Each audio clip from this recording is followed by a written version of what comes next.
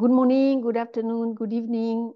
For me, it's good afternoon from Brussels, but I know my colleagues from IICA, as well as the panelists, is good morning.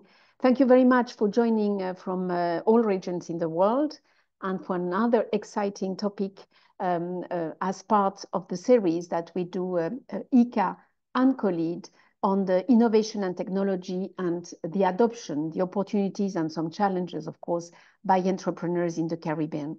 So you know those, many of you at least. Thank you very much for coming again and again, and welcome to the new people who join us today. A few logistical matters first. We are very, very lucky with the support of IICA to have interpretation, English, French, Spanish, and Portuguese. So I don't think you can ask more than that. And to be sure that you select the right, new language or the language you want to follow the session today, go to the little globe at the bottom of the screen and you will see the language and click on the language you want, and then the whole session will be there. You will have the interpretation. Also, please put your questions in the Q&A box, and put also some, if you want to introduce yourself or any other things in the chat. My colleagues from IICA and COLEAD will be posting as well, links to the program, to the detailed biodata and so on.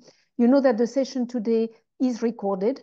Of course, the recording as well as the presentations will be shared after the session. So don't worry, you will have them all, as well as a summary of the discussions and even more resources that IICA and ourselves will put together.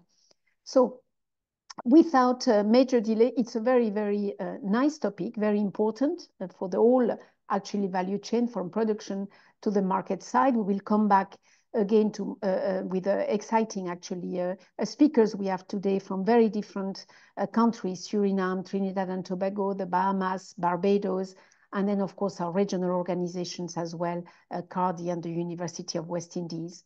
But let me first thanking again IICA, the International Inter-American Institute for Cooperation and Agriculture, thanking again for the very good partnership. I will give the floor to my colleague Allister Glean. You know him already very much. He is in the IICA office in Barbados. He's a specialist in agribusiness and value chains. So he has a long experience working on research, development, agribusiness development, all the food and beverage processing, as well as financing for agribusiness. So it's a very, very holistic and comprehensive, of course, understanding of the topics of each of the topics actually we deal with in this series. So Allister, thank you again to you, to Roxana for all the work you put in this session. And please, you have the floor to share some of your remarks. Good morning, colleagues and everyone joining this webinar. Isolina, you're quite wonderful in your introduction. I feel embarrassed because I don't know if I can really meet up to those expectations, but I'm really grateful. Again, as Isolina would have shared, my name is Allister Glean. I'm the representative in Barbados for the Inter-American Institute for Cooperation on Agriculture, IICA. IICA is quite pleased to be part of this partnership, and the Institute recognizes the value of this particular activity. This is primarily a demand-driven initiative where we try to build capacity for you, the entrepreneurs and stakeholders out there, who are all committed to one primary goal. We all want to enhance food security in the hemisphere, and IICA, as a specialized agency for agriculture in the Americas, we are committed to supporting the development of agribusinesses in the hemisphere, and more specifically in the Caribbean region. The Institute has offices throughout the Americas, from up north in Canada down south to Chile. And we are headed by our Director General, Dr. Manuel Otero. And Dr. Otero himself is quite committed to this partnership with COLEAD because we're all, as I said before, all driven towards achieving food security in the Americas. And it is all more so important in these times where everyone wants to feed themselves and we want to explore food sovereignty, etc. So we believe this particular intervention is going to be very useful. And we are talking about innovation, technology adoption by entrepreneurs in the region. And we are happy that COLEAD is partnering with us and bringing stakeholders from Africa, from the Pacific, from Europe. And we believe through collective action, we will achieve success. As an institute, we have some key priorities and pillars on which we drive our work. And for instance, in this particular intervention for technology and innovation, we have a hemispheric program that looks at bioeconomy and innovation. We also have a hemispheric program related to digitalization of agriculture. A strong pillar for us is agricultural health and food safety, climate action and sustainability. We also have a program in international trade and regional integration. And I'm pretty biased because that's the program I used to work in. So I'm very supportive of that program. And of course, we focus a lot on territorial farming and family farming. And to close off, a key pillar for the Institute is gender equity and youth. So we believe all these pillars are there to support entrepreneurs as they seek to improve and enhance their livelihoods. But as I said, more importantly, to support food security in the region.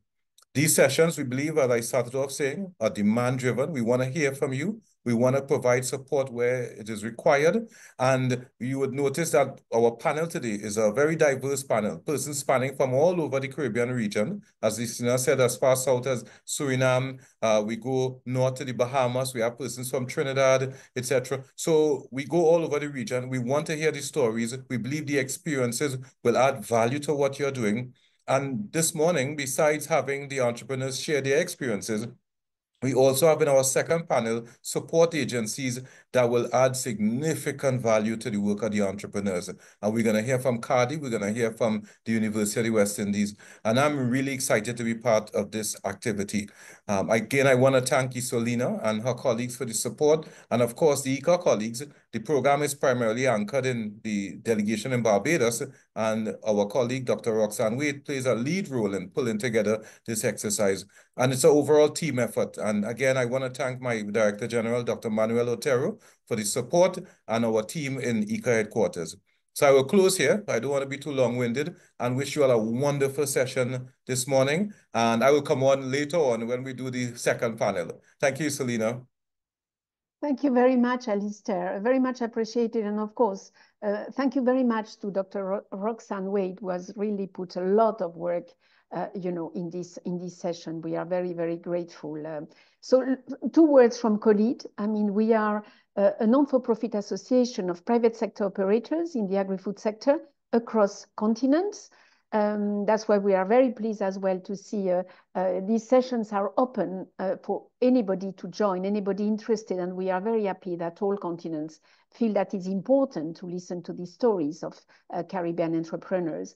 So we are an association, and we also implement development, projects and programs for different donors. These series are supported by the European Commission, as well as the Organization of the African, Caribbean, and Pacific States. So we are very happy and very grateful. And in 2 words, what COLEAD does that is relevant to the topic of today, technology, is research and innovation brokerage. So basically, we translate research into practical tools and solutions for entrepreneurs across region. So we are a kind of connector between the entrepreneurs and research institutions, universities, and technology providers. So my colleagues foster collaboration on that and do kind of pilot testing, co-creation of solutions that are really demand-driven and locally, of course, locally appropriate. We also have programs on capacity building as IICA colleagues.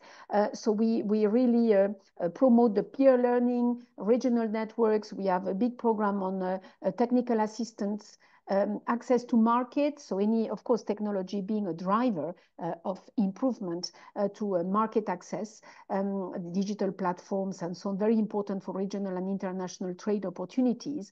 And of course, improving all the traceability, resource efficiency, and supply chain transparency, which is so important. As also Allister mentioned, we are very key on supporting women entrepreneurs, women-led businesses, and we have many on all these sessions we organize, as well as youth entrepreneurs. And this, certainly all that tech part, app development and so on, is of interest and is key to attract and retain the youth in the agri-food sector.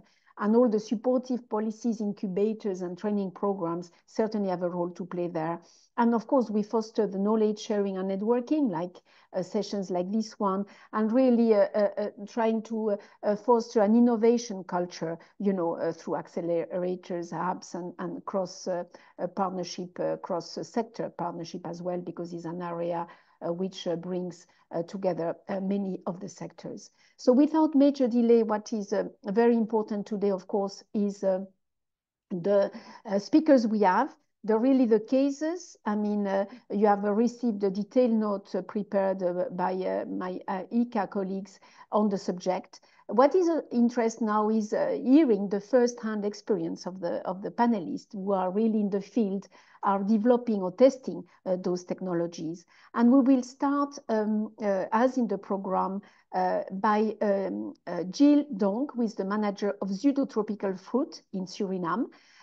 So you really have a passion for agriculture and agri-food. You also had a passion and a work and an experience on teaching and the academic part that actually you left just because you were so much interested in the area of cultivation and processing, specifically soursop into products like juice, pulp, and tea that you will tell us about. So you come from a family of farming, you are married to someone interested in the sector, and really that's where you choose this part.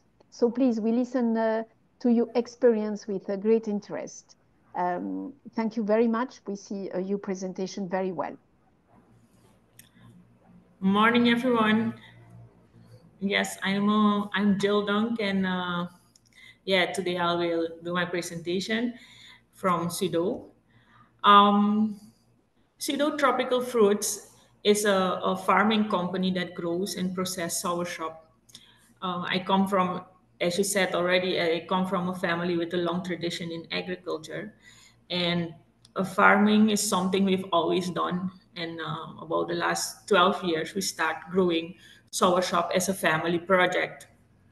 What we quickly learned, as soon as we start, we quickly learned that soursop is not an easy plant. In Suriname, this fruit is known to attract many pests and disease, and it takes a lot of care and attention to grow in successfully. But over the years, we have learned a lot. We are now much better at protecting our trees and fruits in a natural way. Next. Our farm is located in Saramacca, and we are currently have about 3,500 soursop trees. And we also work with 10 other farmers, what we call outgrowers, who are together grow another 2,000 trees. That means we manage a total of around 5,500 trees. We do more than just sell fresh fruit. We also turn our soursop into product like pulp and juice. And soon we will also sell soursop tea and seed oil. These products are becoming more popular both in Suriname and in other countries. And because the demand is growing, we are planning to expand our farm and work with more farmers. Next. Growing soursop is a challenge, and we had to deal with a lot of pests like the soursop moth, the annona wasp, the whiteflies, and the mealybugs. These insects they damage the fruits, and not only that, the pests that we also have diseases like anthracnosa and diplodia, which can kill part of the tree and ruin the harvest. There were times that when we felt hopeless, we didn't know how to save our plants. At first, we used insecticides to kill the pest, but we noticed something strange. uh, Things like birds, lizards, and other small animals disappears from our farm. These animals are actually very helpful because they eat harmful insects, and the insecticide has destroyed the natural balance. So about 6 years ago, we made a big decision, and that was we stopped using insecticides completely, and we wanted to find a better and safer way to protect our crops. So we start using technology, and we start using the drone. And the drone was not only to spray fertilizers on the tree, but also to spray with seaweed. And that is a natural, it spreads a natural smell that the insects don't like. So since then, we stopped using insecticides. The drones has many benefits, like the spray covers the whole tree, even under the leaves. The drone work much better than people with that spraying with a backpack. We use less fertilizers, which saves money and helps the environment. And the trees absorb more nutrition, which makes them healthier and stronger. And we are not using only not only the drone, but also the insect killer, the solar insect killer. Um, uh, these solars, they have a light that shine in the night, and they attract the insect with a purple blue light. The insects flies to the light and then fall into a bowl of soapy water where they die. And this helps to reduce the number of harmful insects without using chemicals. And fewer insects means less damage to the fruits, healthier trees, and fewer plant disease, because these insects are bringing the disease from one fruit to another. And because we now using the drone and the solar insect killers, and not using insecticide, our shower shop is now 100% insecticide free. This is very important to us because many people who eat sour shop are trying to improve their health. And sour shop is known for its many health benefits, and more people want to buy it. By not using insecticides, we are giving people a natural and a clean product. So we want to sell something that is safe and healthy. And as we know, more and more people today agree we need to use um, um, food without chemicals. So even though our no tools like the drones and the solar traps were expensive in the beginning, they were a good investment. We quickly earned the money back because we had less crop loss.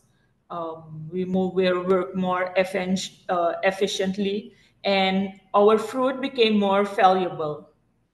And the best of all, we know offer something special is that we can offer a natural product that people can trust. So our message is that at Pseudo Tropical Fruits, we believe in farming with care. We care for our plants, our environment, and the people who eat our products.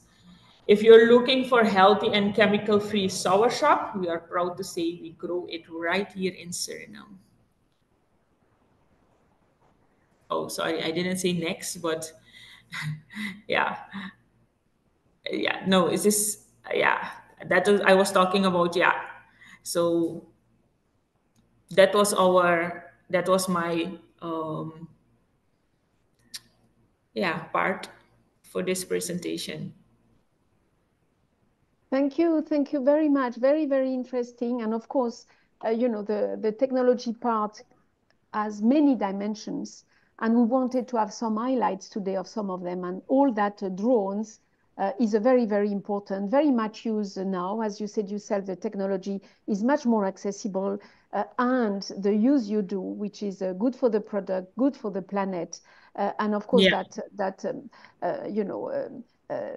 does more management, a better management of the resources, identification of crops and so on, reduces at the end of the day the cost of your interventions, and as well you can produce much healthier products that you sell.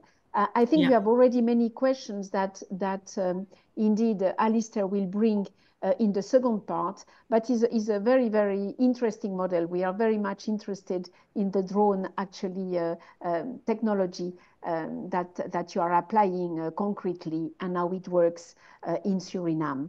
So we will get back to you shortly, but thank you very much. It's a very, very interesting. So yes, thank you. Yes, thank you, Yil. We go to Trinidad and Tobago with Mahalia Joseph. She's the managing director of 3BA Allamanda Enterprise Limited. And you are also, like all of the speakers we have today, a forward-thinking entrepreneur. So always looking, like Jill, for new opportunities, new investments, and of course trying. You have to try things to see how they work. And as the others, you are very much dedicated to the sustainability agenda through the innovation and agri-processing. And your sector is also renewable energy. So basically, you will tell us a bit of the company you established that produces high-quality dried herbs, spices, and fruit snacks under the brand Allamanda Flavors. And also you are pioneering clean energy solutions. And this is very, very important on our sustainable agenda. How do you reduce waste? You maximize product value. So we are very, very curious, Mahalia, to hear about your story. Thank you very much for being with us from Trinidad and Tobago. Good morning, everyone. Thank you again for having me. Mahalia Joseph, everyone. I'm the founder and owner of Tribal Allamanda Enterprise Limited, as well as Tribal's Energy Alternative Services Limited. And I'm thankful for being here. So let me guys show you, how powering our future is one grain at a time. There's a sustainability in our box, a clean energy solution. So our EcoBAP is a clean energy storage solution designed for agribusiness resilience, community empowerment, and environmental regeneration. Next. So guys, we know currently what our problem starts with, why we need an urgent change. So let's begin with the urgent reality. Across the Caribbean and many parts of our developing world, small farmers and agri-processors continue to struggle with a high energy cost problem. Yeah. Not only that, if we do have energy, it's unreliable, and then the access is very problematic, and limited infrastructure is one of the main challenges we face. But not only that, power outages, frequent fluctuating rates, and a lack of affordable storage solution reduces productivity and profitability within the agriculture sector, especially when it comes to post and pre-harvesting, especially in rural and off-grid areas. Climate change makes this even worse, disrupting, food security, supply chains, and overall resilience in our economy. And just the cost alone within the energy sector, 30% to 40% of agri-processing expenses. These are things that matters. Energy insecurity equals post-harvest losses, reduced income, and food waste. Next. So, as an agri-processor, we looked at a solution for ourselves that can not only help us, but those who are in similar situations. And that is how we came up with Tribal's EcoBAT. The EcoBAT is a renewable thermal energy storage system made using local sand and steel, engineered to store heat energy from solar thermal powering through wind or solar panels. And we take that energy and convert it into heat, which we store within the sand and then later reconvert back into energy for use of powering our equipment. Think of it as a battery box for sustainable power, right? It's designed specifically for agro-processing hubs, microgrids, greenhouses, cold storage units, irrigation, and community energy system. Compared to our lithium battery, yeah, each unit can store up to 100, milliwatts of thermal energy with a lifespan of 15 to 25 years. But unlike lithium battery system, you do not have to completely replace the whole system if something goes bad. So something goes bad with the battery, you go in, you change a part, you refill your sand, you charge back up, and you have a continuation. Yeah? So you don't have to find 100% money to get that battery over. And what makes it even better, it contains no toxic materials, right? And it requires minimal maintenance. And it's 100% recyclable because the material used is recyclable. We can take a microwave and convert it into your battery. We can take the waste metal out there instead of sourcing new material to actually create the battery. So it's affordable, scalable, and most importantly, designed by us for us, using local results, to solve local problems. Next.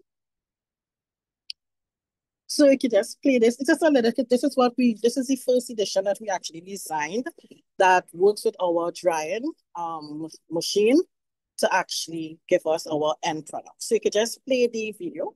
It's just a quick thing.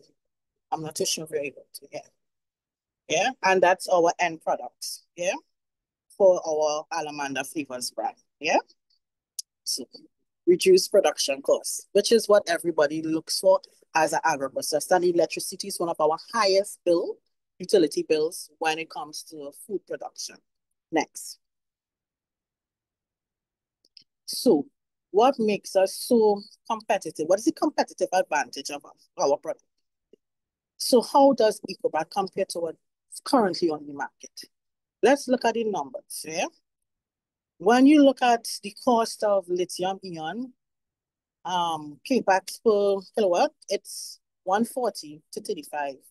So there's a big difference. It's a 70%, or it may differ between 70 to 50, even 40%, depending on the output you're looking for.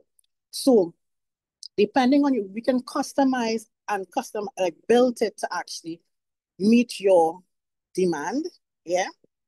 But because it's not using lithium, it's way cheaper compared to other systems. One of the downsides, though, it is going to be a lot larger, but it's also going to be designed that it can go underground, above ground, or in between, making it, adjustable for your use, yeah? But what we're looking at is the fact that it's portable, yeah?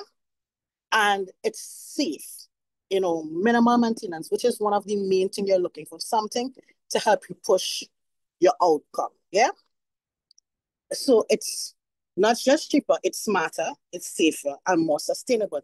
And we're also looking to make it smarter as well, because we'll want to also include, as we develop along the way, AI systems, yeah? But because you will be in our system, you don't have to worry about actually changing the whole system. We upgrade as we go, yeah? Next. Scaling up, the call to action. So what's next? I'm sure a lot of persons, especially individuals, home or as an agro-processor, it's that bill. That electricity bill, when it comes in, has us going cuckoo, because as demand grows and electricity prices hike, it's one of the main things that are challenging towards us. Not only that, within the post-harvest and pre-harvest system, the loss, it can really help us manage that loss. So what's our next move? Yeah? And what are some of the benefits it can? It can save at least 120 tons of CO2 over a 20-year period. No toxic chemicals and 100% recyclable, yeah? But also, it aligns with a lot of the SDG goals that we have. And we are targeting zero hunger by powering food production and preservation, affordable and clean energy through decentralized renewable storage, innovation and infrastructure by using local materials in innovative ways, and most importantly, climate action by actively reducing greenhouse gas emissions. On the social side, we're empowering local manufacturing, creating green jobs and enabling energy dependency for rural communities and small farmers, making our dream to get ourselves to that lowering in our carbon emissions. It makes it possible, yeah? And it's foreseeable. It's something that is practical and easy.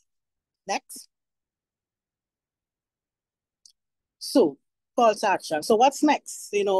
We are launching EcoBat in Trinidad and Tobago.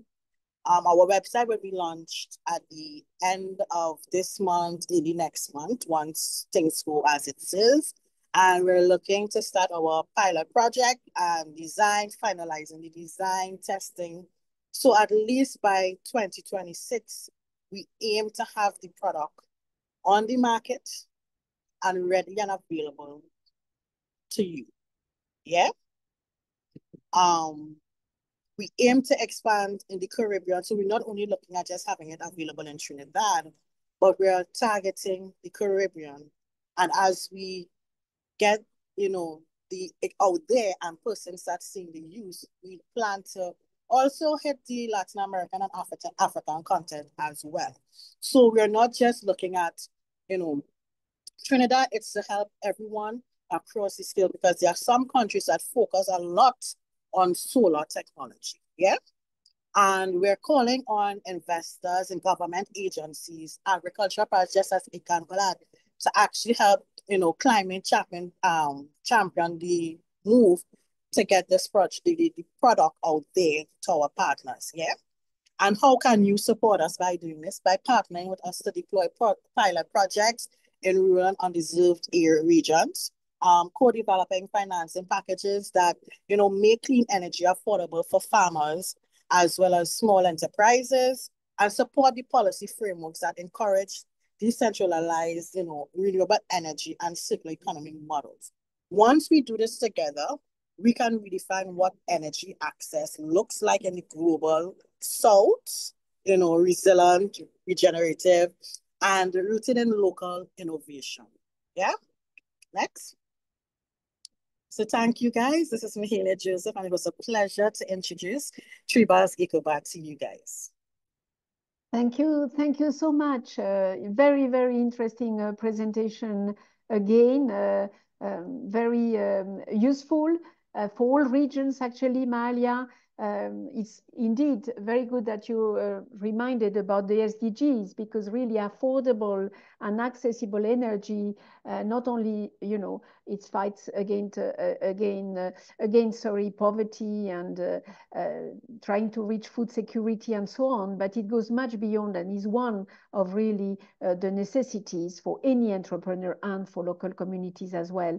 There are already many questions. Thank you for posing them already. And I see that is something very much scalable, but also very much transferable to other regions. And coming from Trinidad and Tobago, an island, I see how the colleagues in Africa as well in the Pacific regions, as I see many of the Pacific people here could be also interested. From my side, but this will be handled by Allister, I would have a question concerning where do you source actually the technology, the material itself, if it's imported or if it's produced in the region, in the Caribbean or in the country. But thank you very, very much, Mahalia. We'll get back to you. I see some comments actually that you don't see the presentation. I think that's for the colleagues probably being on mobile or phone, because we have seen all the presentation, all the PowerPoint so far. So check perhaps the display, the view, that you can view the both or only the PowerPoint and not the presenter. But I confirm that we see actually very, very well. So we have two more speakers to go in this first panel. So we go now to the Bahamas. I wish I would be, in the Caribbean. Now it's terrible weather here. So the Bahamas sound always like, wow, wow. Tim Hauber, from Farm Development Officer from the Center for Training and Innovation. So you are originally from Canada with a food science background, but you moved actually to the Caribbean, to the Bahamas, working a lot in the sensory science. You work in many farms, you know, some of them actually, we know them, and where you developed low-tech organic vegetable production techniques to high-tech hydroponic vegetable production in really top greenhouses, which is a bit what you are going to explain to us today from the Center for Training and Innovation. So thank you very much for being with us and for sharing that very, very interesting experiences. And hydroponics is certainly one of the ways as well to go for islands and small islands. We have seen that as well in the Pacific and elsewhere. So I'm sure that many of our participants will be very much interested in the technology. Thank you, Tim. The floor is yours. Thank you. Thank you. Good morning, good afternoon, colleagues throughout the Caribbean and around the world. Super exciting. Thank you for both of those presentations. Very inspiring what you're both doing. And I'm grateful to have this opportunity to share a little bit of what we're doing here at the Center for Training and Innovation in the Bahamas on the island of Eleuthera, one of the family islands here in the Bahamas. And the Center for Training and Innovation, we're a nonprofit organization here focused on training and skills development. We're really a subsidiary of the One Eleuthera Foundation, which is a community empowerment organization. And we saw the need to improve skills and experiences in our population. So we're looking to drive local innovation and to create economic opportunities that benefit our communities and our economy. And we're offering many different courses from beauty care to photography to electrical, plumbing, carpentry, and our main idea here is that we're providing training and hands-on learning. So we have a functioning hotel, a restaurant, and a farm that are all integrated with the school. So as you're doing training, you're actually working and putting practice what you're learning. And obviously, my role is on the farm side of things. Just to put a little bit of context here, as a nation, we have found ourselves in a place where we're importing 95% of our food. We have largely abandoned agriculture, and it's proving to be a challenge to restart. Once we've had several generations that have not had experience on functioning farms, it's not such an easy thing to just get started again. So that's where we're trying to play a role in providing a functioning farm where persons can come and work with us and gain both theory and practical experience. And so our focus now is providing that training and also providing fresh vegetables for our island.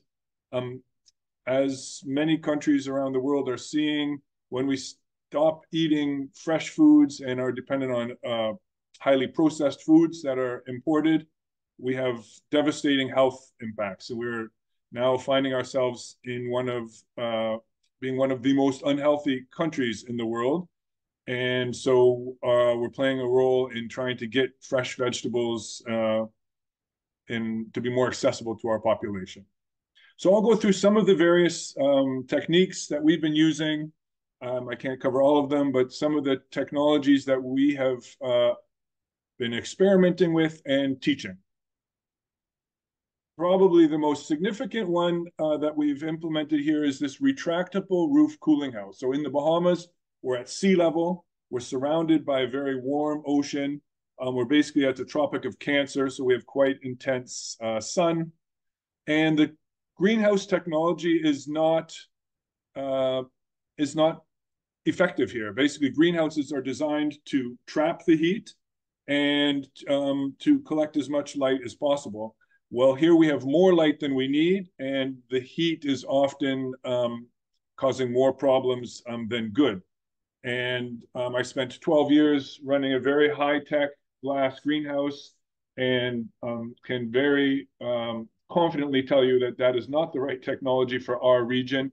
Maybe in some other Caribbean islands where you have elevation and you get some cooler temperatures, but certainly in the Bahamas has not proved to be successful. This structure here is really designed more for tropical climates.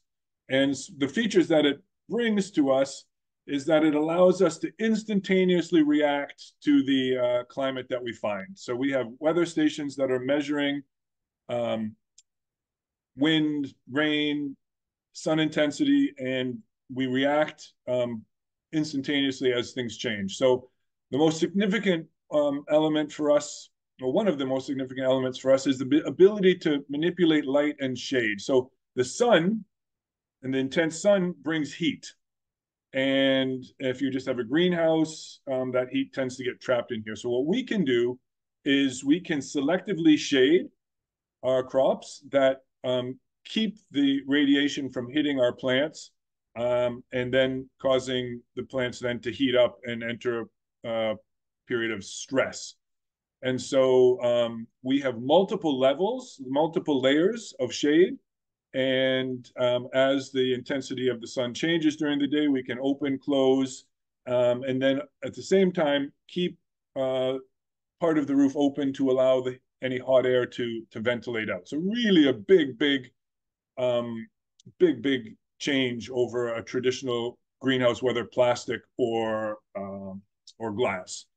And then I can protect from the wind. When the wind becomes damaging here, either due to a cold front in the winter or tropical storms in the summer, the roof will close, the walls will close, and my crop is completely protected from any wind damage. Another lovely feature is that in the case when the wind enters a hurricane status over 75 miles an hour, the structure will then automatically open, allowing the wind to come whistling through the skeleton. You will probably lose your crop at that point, but you will not lose your structure. And there's about 1,000 of these structures around the world right now, and they've never yet lost one to a hurricane. So in our zone, that's really significant, that we can react to severe storms in that way. It also allows me to protect from rain. When we get rain here, it's intense. We get large amounts of rain in short amounts of time, often, and so I would prefer to be able to store that rain and use it as needed. And so this roof will close for me when it rains, keep my crop dry, and allow me to then use the water to irrigate the crop on a more regulated basis. And I'll show you more about that in a minute. But a lovely feature in this time, especially on small islands where fresh water is such a important commodity. And then as far as insects, I can actually close the walls and close an insect net across the entire structure if you are finding yourself in a severe pest load. So yeah, this structure has allowed us to grow delicate lettuces throughout the summer, cucumbers, tomatoes, which either outdoor or in a closed greenhouse, in my experience over the last 20 years, was almost impossible. So really has been a success for us thus far. This structure comes from a company called Cravo, ironically located up in Canada, but they are building these structures throughout the region, around the world. And so far, for us, it really has allowed us to extend our vegetable growing season and eliminate a lot of the risks that we would otherwise experience. Moving along, a few of the other innovations that we have implemented here. We have installed a 15 kilowatt solar panel array. and this has basically made us energy independent. This structure really doesn't use a lot of electricity. There's only 10 motors that control the entire structure, walls, roof, shade cloth, and they're only turning on, sort of periodically as the weather changes. So we are able to put these structures in locations that might not be power stable. So solar power has helped us a lot. I mentioned earlier the rain collection. We have put, so we have 1 acre that's covered with this retractable roof. And if you do the math here for our average year of rainfall, that would allow us to collect about 1.4 million gallons of rainwater. Here in this picture, you see our storage tanks filled to the brim, storing 1 million gallons of rainwater. And because we do have, a dry season, this allows us to store the rain when it comes and use it throughout the rain season. Quite easy to build. Floating cover that prevents evaporation and prevents too much sun from hitting the tanks, and allows us to operate our entire farm without having to get any water from the local aquifer, which is quite delicate here. We do a variety of different production techniques. Because we are a training facility, we use soil. We use 3 different types of hydroponic. Here's a picture of our hydroponic lettuce pond. We choose a pond because it's a bit more resilient in the case of power outages versus NFT, nutrient film technique. So this pond is about 18 inches of water, and here you see a variety of lettuces being grown. We do have a chiller where we chill the water. As we get into the summer here, our average temperatures are quite high. We do not get any cool evenings in the Bahamas. And so we do need to do some chilling, which is a concern as far as energy use.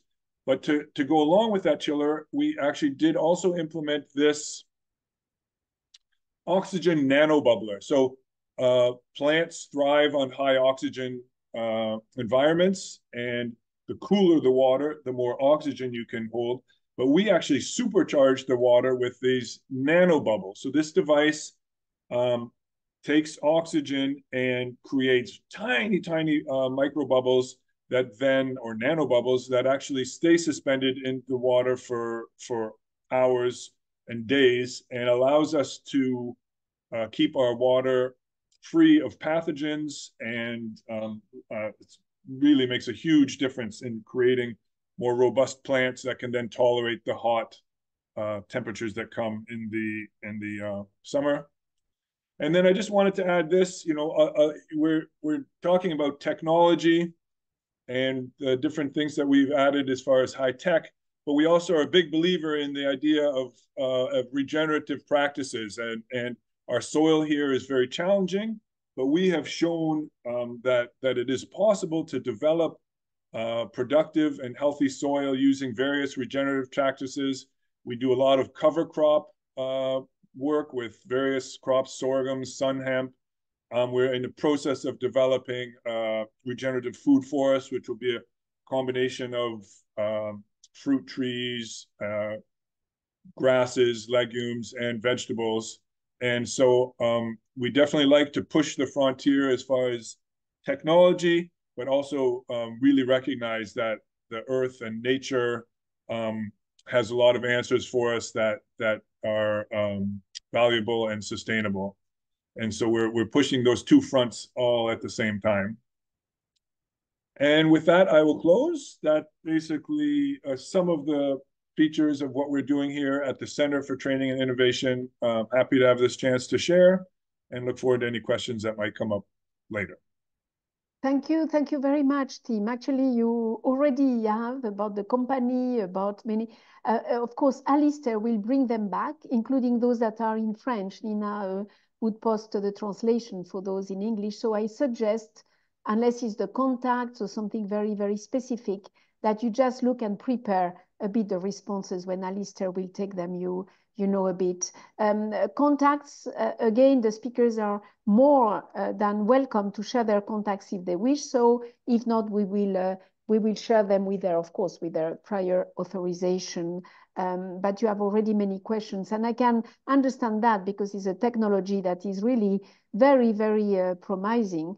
I mean, and very, very interest, not only, but specifically also to small islands, and a way of managing better the scarce resources, after all, you know, that small islands have. So it's a very, very inspiring one.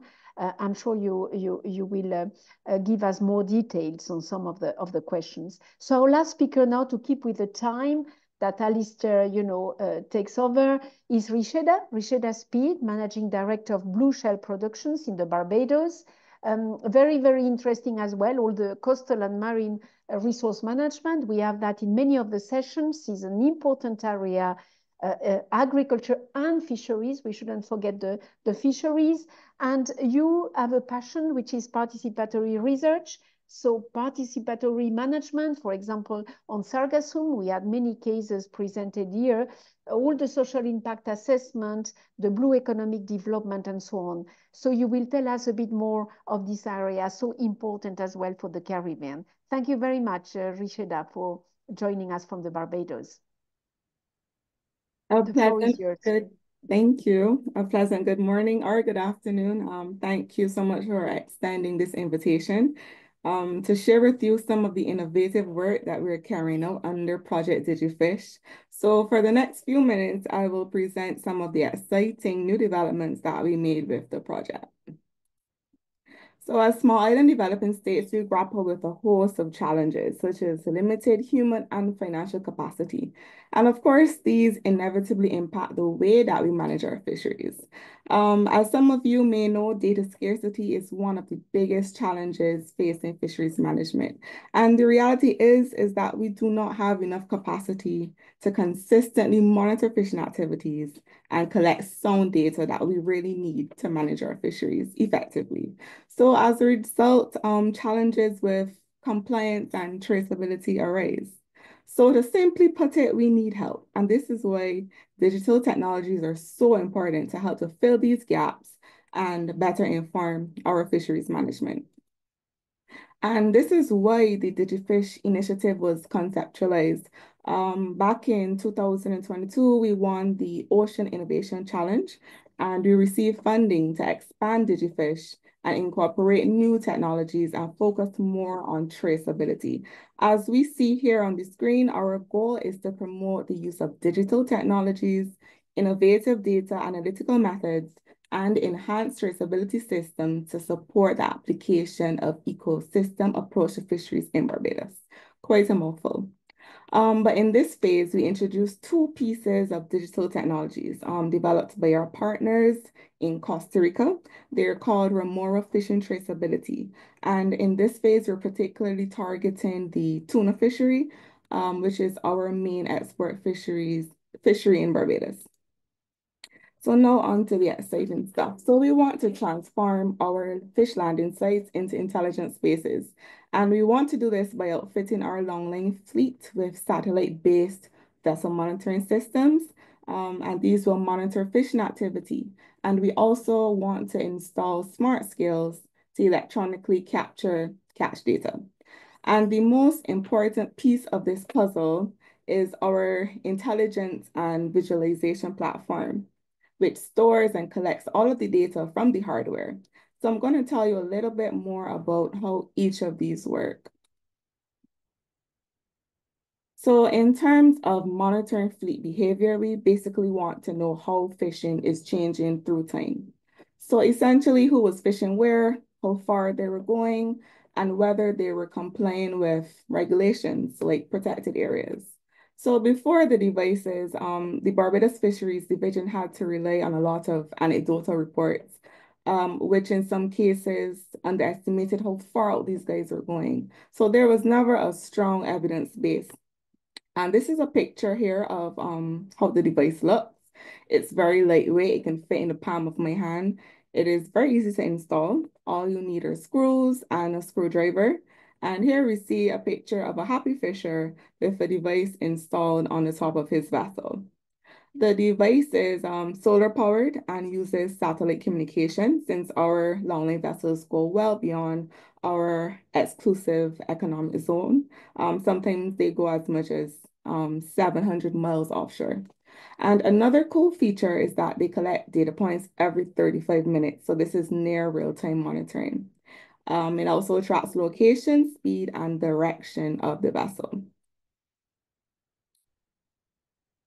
And the real beauty of this Remora system is the cloud-based data intelligence platform, which processes all the information from the hardware in a central location. And it also provides visualizations and analyses, which fisheries managers are really interested in. So far, we've collected nearly 2 years of data, and we currently have 48 vessels actively transmitting data.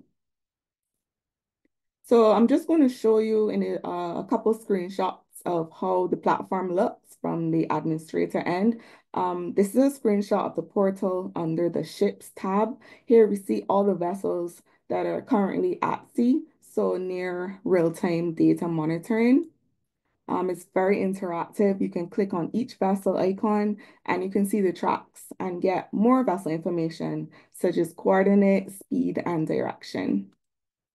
In addition to real-time monitoring, the platform can display past trips within specified date ranges.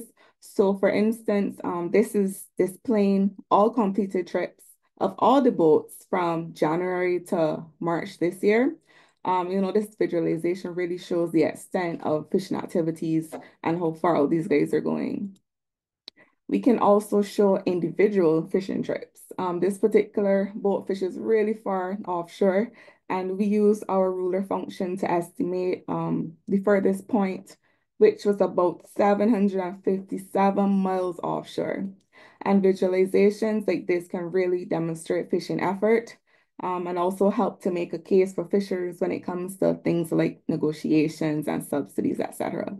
Another cool feature we can see are these little clusters here, which represent really low speed of the vessels, and it really could indicate fishing activity based on speed and also the pattern of the tracks. The guys could either be setting or retrieving gear. And, these could be potential hotspots, but of course we would need further verification and historical analysis, but we can really see the potential to map fishing grounds. We can also show analytics of the behavior of the fleet, such as total trips, total distance, and total time at sea. So lots of different types of analysis that the software can perform. And even more capabilities can be integrated depending on the needs of the fisheries department. So that covered the location data. Now on to the catch data. And I just wanted to show the operations at the fishing complex in Barbados before the introduction of the smart scale. Everything was manual. This is a staff member here measuring the length of the fish. Here is a copy of a data sheet used by our tuna exporter, which records weight, length, temperature, and I believe fish grade as well. And we can see the challenges outlined here, especially with quality control. Performing historical analysis was time consuming, and it was really difficult to integrate with other fisheries management systems. So in other words, not the most efficient or reliable system. So now we have the smart scale, which not only digitizes the entire process, but also helps with traceability. Right now, we have 2 installed, a pretty big one for the tuna species, and then a much smaller one for our coastal species. And here we can see some of the features that make it smart. Not only does it weigh and measure the length of the fish, but it processes the information in the cloud. So we have essentially effort data and also catch data in a central location, and this can be exported for further analysis. So you can see the potential for monitoring fish stocks. For instance, if the guys are fishing harder and the catches are low, this can be an indicator of declining health of the stock. So the smart scale was launched about a month ago. So we're now in the experimentation and the testing phase, but we can really see the capacity for building a good evidence base for decision making. So as I mentioned before, we export tuna, and the scale actually prints a tag for each fish where you can scan the barcode and you can see the full history of the fish. So I am sure some of you are interested in seeing how the scale works, and who better to hear from the brains behind this innovation, Mr. Juan Marti. So we pause here for 2 minutes to hear how the scale functions. My name is Juan Marti. I am one of the co-founders of Remora Fishing Traceability. We're a small company based in Costa Rica, developing technology for the fishing traceability. This is what we call the smart scale. It's a machine that we can use to understand when it's coming out of the boats, basically the catch composition, and trying to correlate these to other pieces of technology like vessel monitoring system. So we can understand what the boat is doing in the ocean. And then with this machine, we can understand what are they bringing out of the water. So basically how this works has a touch interface that we can select who is the fisher, maybe what's the name of the vessel, what type of fishing art are they using, and all this is the base of the next part that it's actually registering the catch. So basically how the machine works is that we select the species that it's coming through the machine. So for example, I'm gonna say, we're gonna pass some snappers. So we grab the snappers and we throw them one by one through the machine. We have a camera, we take a picture, and then at the end, we measure every single fish that it's going through the machine. So we can have the weight and the size of every individual fish. All this data is then processed and sent to the cloud, where we can correlate to other technologies like the vessel monitoring system.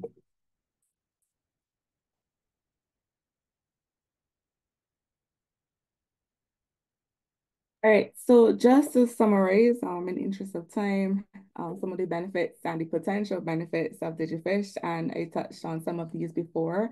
Our fisheries management authorities, they now have access to real-time data to monitor and analyze fleet behavior, and also to ensure compliance. They will have data, catch data, and also effort data to determine things like catch per unit effort, and also to support marine spatial planning. And already data from our small scale vessels were used to map fish hotspots around the island and inform our marine spatial planning in Barbados. So for the fisher folk, we have already demonstrated the benefits in terms of safety at sea. And also having this traceability opens new opportunities to premium markets who may be willing to pay more for sustainably caught fish. And also this provides a good evidence base for fishers to justify their efforts when they're trying to access things like financial and insurance services. Thank you. So that was a quick overview. Yeah. Sorry. Nice photo. So you colleagues? Sorry, not hearing you. Yes, you had finished, right? You were sharing the photo of the team. Yes, that's the last slide. Thank you very much, Richéda. I know it's a lot of information and very useful, actually, information, very, very interesting. Just, of course, the time constraints are what they are. We still have speakers of organizations supporting the entrepreneurs, but I pass to Allister now. I think we have, I will not intend for a second just to summarize all the very rich, discussions, but we had a very, very good overviews of things that work in the field on precision agriculture, on hydroponics, on data management, be for farm, through tractor, through drones, and so on, or fisheries that allows to better monitor, to better manage, and of course, to better then decide, be at the farm level or be, of course, at the research or policy level. So there are many questions already, a very, very enthusiastic audience and excellent presenters that I thank again. Allister, I've introduced you at the beginning. So for those who join after, is our colleague from IICA with a very strong knowledge on trade, agribusiness, innovation, research, and our partner at COLEAD in this series. Allister, the floor is yours. Thank you. Thank you, Isolina, and a hearty good day again to all the participants and presenters. It's a pleasure to have you all on, and it's really wonderful for us to share this information with you. As Isolina would have said, we heard a lot of information that allows the entrepreneurs to take advantage of those opportunities that are out there in the marketplace. And I am pretty heartened by the presentations that we heard this morning so far. As Isolina said, we heard a lot about smart agriculture and precision farming, what ZUDO is doing excellent. And of course, for me, I'm really heartened by what we heard from Mahalia in Trinidad with the EcoBat, and of course, to our colleague in the Bahamas. And what Tim and they are doing is really interesting. And I hope we ask questions and we get some responses. But I'm really happy that we heard from our colleague Richéda with the fisheries sector and what they're doing with the fisheries division in Barbados, because oftentimes we don't have much dialogue on the fisheries sector. So it's really good to see that technology is being used in the fisheries sector that can really redound to the benefit of our stakeholders. And again, ultimately, we want to enhance food security.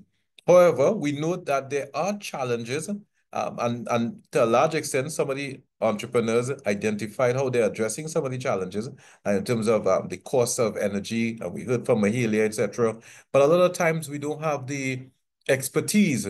We need to build capacity to actually take advantage of that technology to impact our businesses.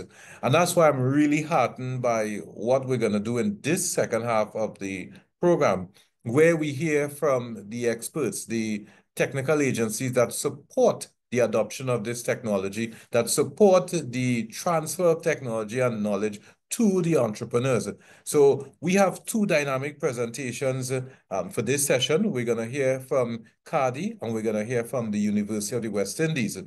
I will start off by quickly moving to the first presenter, and that is Mr. Fayaz Shah from the Caribbean Agricultural Research and Development Institute. I'm really happy to introduce Mr. Shah. He's a former colleague of mine, and I will say that he is an agronomist by training, and he has over 25 years of experience in the industry, working in the agricultural sector in the Caribbean.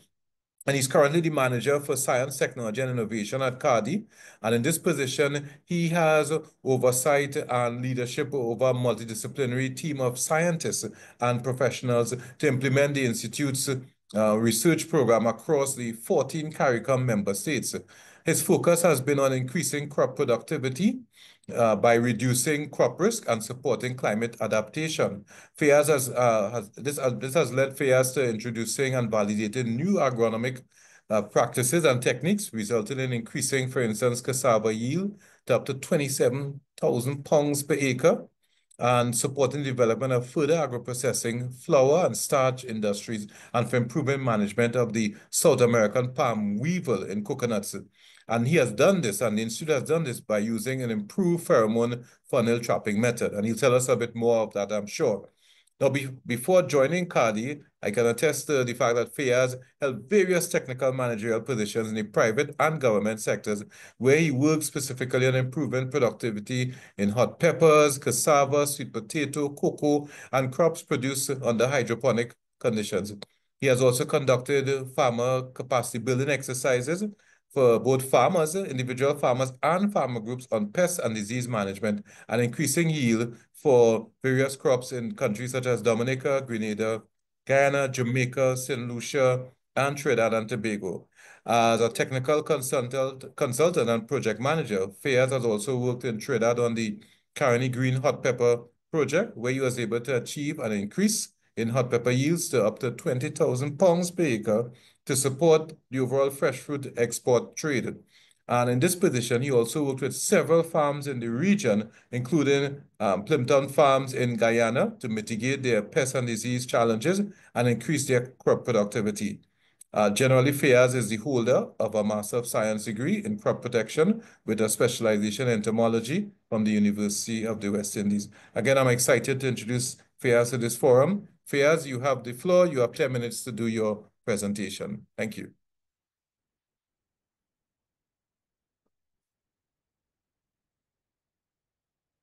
Fayaz, can you hear us, Fayaz? Yes, Allister. Good morning, everyone. Good morning, colleagues. I'm just clicking to slideshow. Are you seeing the screen now? Yes, we can. We can, yes. All right. So good morning, everyone. Let me, on behalf of the Caribbean Agriculture Research and Development Institute, extend a thank you to the Inter-American Institute for Cooperation on Agriculture and COLEAD for the opportunity to present CARDI's current work in terms of empowering farmers and food systems through innovation and technology. Let me congratulate the previous presenters who would have highlighted so many technologies being used. What I'll try to do in this 10 minutes is to just quickly highlight the innovation areas that CARDI is working with, both in terms of digital technologies, as well as innovation in the use of germplasm, innovation in simple agronomic practices, and simple sustainable solutions that can also help with pest control. So I'll move quickly ahead, and just to indicate that CARDI operates in 14 countries, CARICOM member states. And we have a new strategic plan for 2024 to 2028 that focuses on ensuring that CARDI conducts agriculture research and development to drive a more competitive and self-sufficient agriculture sector in the CARICOM region. Hence, we're very pleased to be presenting today and for the invitation, which is aligned to this webinar today. So we have different areas in which we intervene, and in the interest of time, I'll move straight into the first innovation area that I think is important and can be scaled and adopted among our various listeners who may be here. And in particular, we wanted to highlight this is work that CARDI did in terms of demonstrating climate resilient systems, small climate resilient systems. And we did this through funding with the Food and Agriculture Organization, where we were able to set up small hydroponic bucket systems of production. And the systems were digitally controlled in terms of the irrigation. And we were actually able to have 6 schools in Trinidad and then 5 schools in Barbados using this similar technology through funding in the case of Barbados provided by the government of Ireland. And I think that this is a very useful solution that can be scaled in in persons with small spaces available for production. In this case, these school gardens that we established were done on less than 2,500 square feet of land space. It could be done, as you would see in the buckets, it could be done both using soil or it can be used using soilless culture. And it gives persons with small spaces the opportunity to generate between 5,000 to 10,000 US using these small systems. So these are some photos of the school systems that were set up. There are 3 photos there. The one on the left shows some school children from the school in Tobago, the Black Rock Government Primary, harvesting seasoning peppers from the drip hydroponic system that we were able to establish.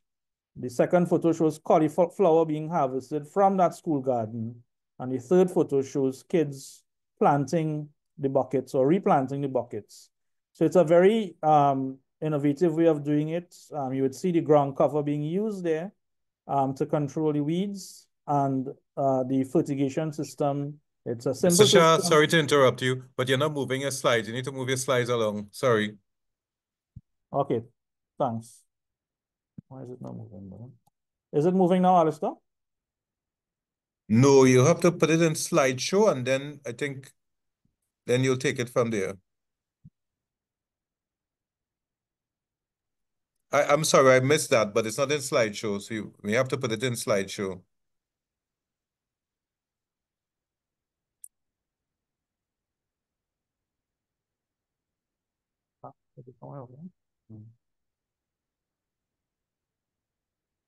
Maybe you may have to move it individually, and if you're not going into slideshow, we are now seeing the slide that says CARDI support to FO in innovation and use of local knowledge.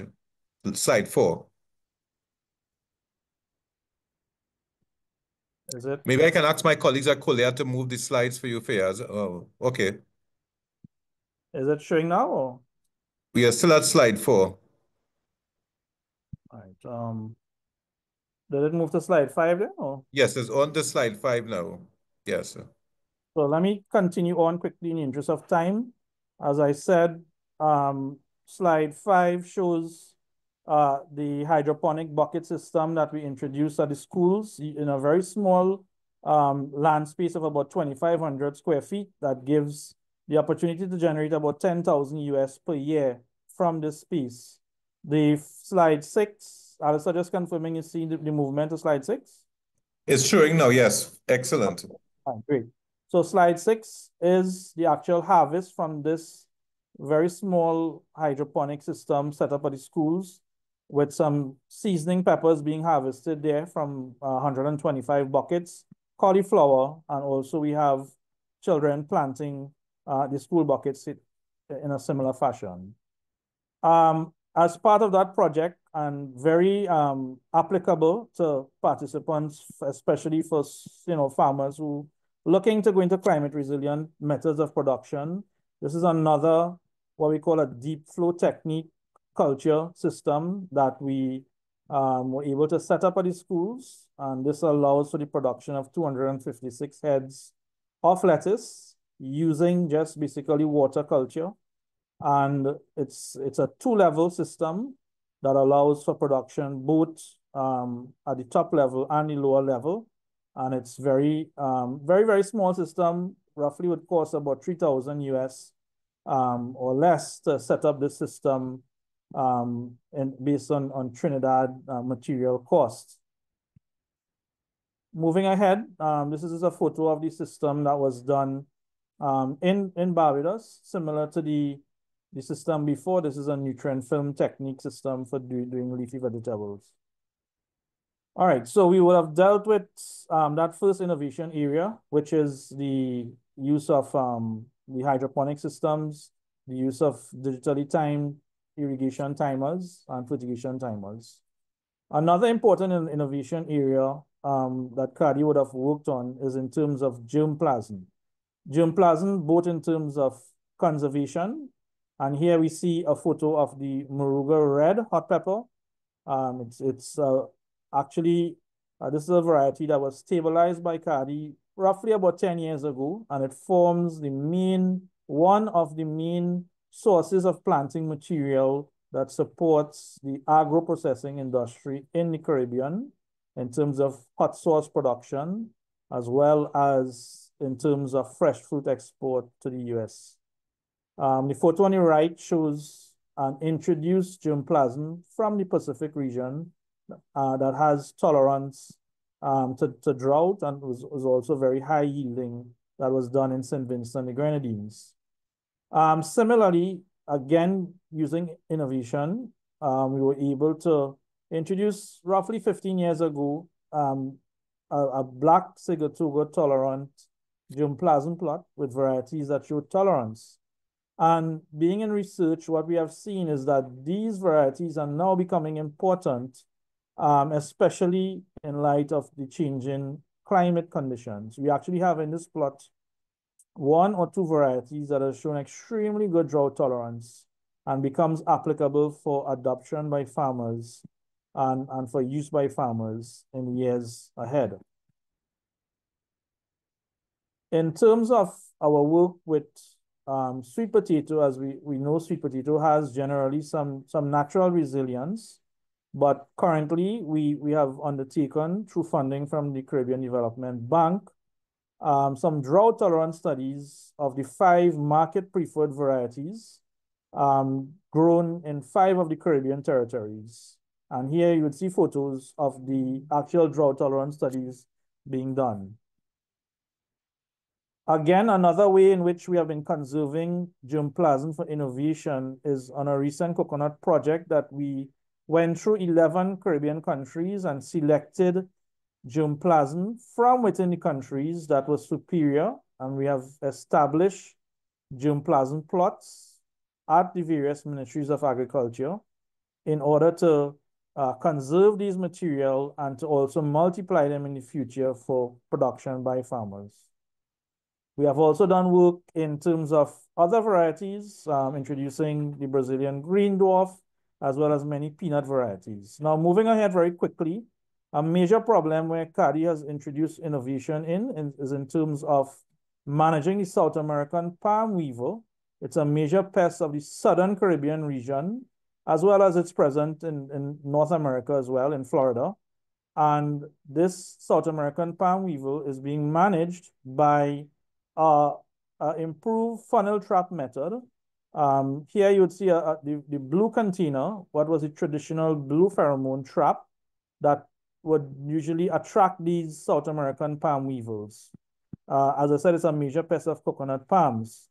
Now this trap, it's an open trap, and unfortunately, it still required the use of insecticides. CARDI was able to develop this funnel trap made from 2 water bottles, one inverted, that allows for the trapping of the South American palm weevil without it being able to escape and without it requiring insecticides. Again, using low-cost technology and also reducing the need for use of insecticides and managing this pest. For those in the African region, in countries where the red palm weevil is present, this funnel trap will also be effective in terms of trapping those type of weevils. In that same study, we evaluated the impact of pheromones with a synergist called ethyl acetate that gave increased trapping of the South American palm weevils. This pest is very devastating to the Southern Caribbean region. It results in almost 30% of a coconut plantation being destroyed within year 4 of being established. And we having researched and done on-farm trials with this improved trapping method, we now are safely able to report that this trapping method reduces the weevil populations by 6 weevils per week per trap, as compared to the traditional trapping method, which was only able to achieve less than 1 weevil per week per trap. So moving ahead quickly in the interest of time, this is another level of digital technology that CARDI is currently evaluating. It's called an IO3 sensor system for detecting that same pest, the South American palm weevil, but at the larval stage. So whereas the pheromone trapping system traps the weevil, this technology allows detection of the larvae when they enter the coconut tree. So it's inserted in the crown of the coconut palm, and it sends a signal to a phone, giving in this screen photo there, you would see a map with the trees in a plantation, and it allows the red trees would show the trees that were infested with the weevil. This system is connected to your phone, so it sends an alert when the larvae infest your coconut palm, and you're able to go into the fields and provide treatment of it. And coming towards the end, because I know time is running out, we were able to introduce a solar-powered bird wheeler system for managing this pest of cocoa called parrots, this particular bird here, that has destroyed a significant part of our cocoa industry in Tobago. We were able to validate this solar-powered bird wheeler system that gives out sounds every 4 minutes in the plantation, and it is able to, well, it has successfully kept away the parrots for the last year and a half. We now have farmers in Tobago who have decided to replant cocoa after not planting for almost 7 years because how devastating the parrots were in terms of infesting the cocoa pods. And finally, when we spoke about innovation, there is innovation in the use of agronomic practices. And in this particular crop, we looked at cassava in 2024, where we evaluated some improved agronomic techniques.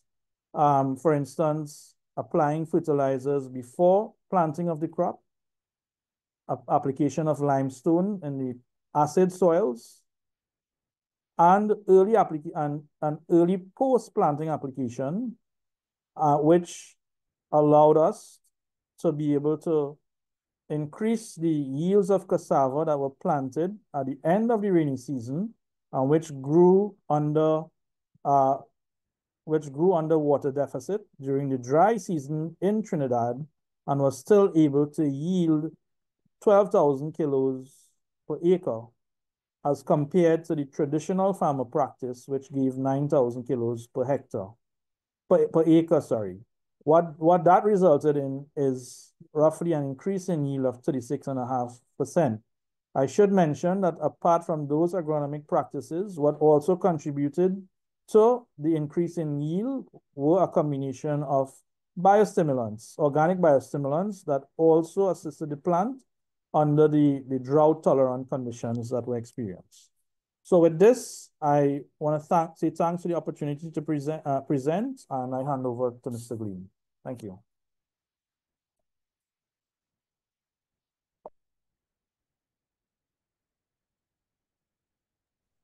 Mr. Shah, I want to thank you for that really in-depth and exciting presentation. A lot is taking place at the Institute, and I want to applaud the Institute and, of course, your Executive Director, Mr. Ansari Hussain.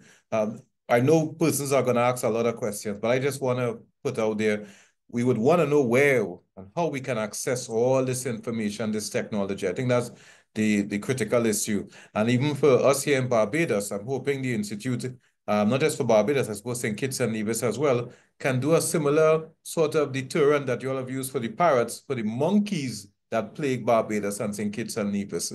So I want to put that out there, but you provided a lot of information for us to digest, and we're really going to come back to you in terms of how we can access this information. But thank you again, Fayaz. We really appreciate it.